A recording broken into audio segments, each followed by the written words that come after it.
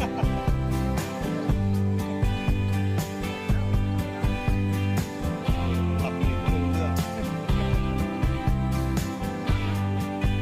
งแต่ไม่เข้าพี่แล้วรถแข่งกันเลยดังกว่าเยอะเลยอ่ะรู้ได้เลยพี่ยังไม่หลับเลยอ๋อรู้คุยเหมือนจะมันจะต้องตื่นขึ้นมาแล้วเราได้ยินแป๊บนึง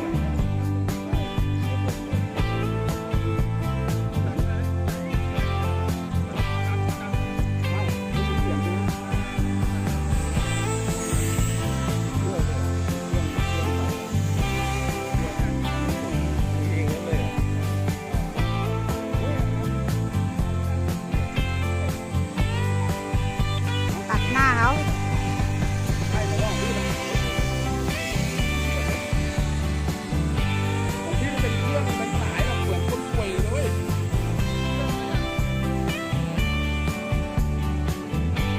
ไอ้ที่มันเป็นอันเล็กๆสลับอันนั้นไม่ได้ผลมาก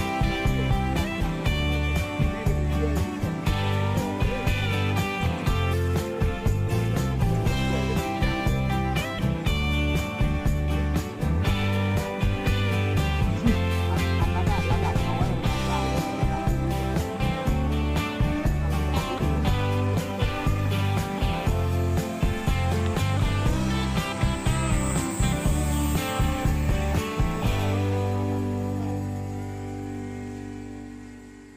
ต้องเอาอะไรทำไว้ก็ได้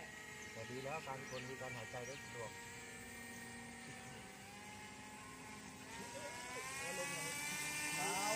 ปุ๊บเว้ยตั้งใจฝีมือ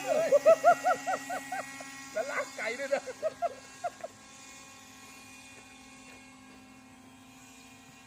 ปกติขนาดปล่อยล่มกับมือยังปล่อยไม่ได้เลยปุ๊บจริง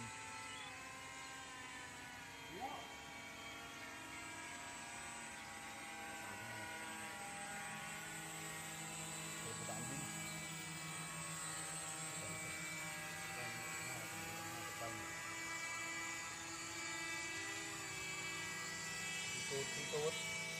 ทีหลัง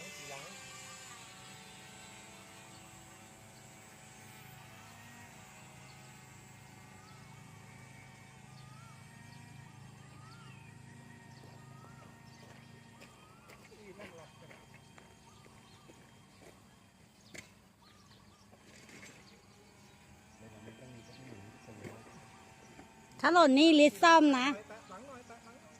ถ้าหล่นนี่คือลิซซ่อมนะ เหตุเกิดจากลิซ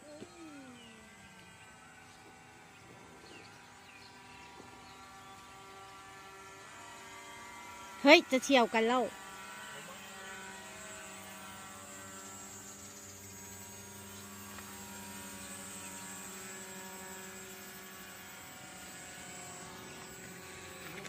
เอาอีกติดใจ15 นาทีแล้วหมด 26 นาทีเฮ้ยมันได้20 นาทีนะใช่ก้อนใหญ่ๆ16ของผมหมดเลยเดี๋ยวพี่จะลองเล่นถึง25 นาทีของผมมันเหมือนแบบ ไอ้ตัวนี้แบตเทพด้วยแบตไอ้บูเดียนด้วยบูเดียน 5,000 มิลลิแอมป์ 70 ซีด้วยกับ6 เซลล์เสียไปเสียมาเหลือ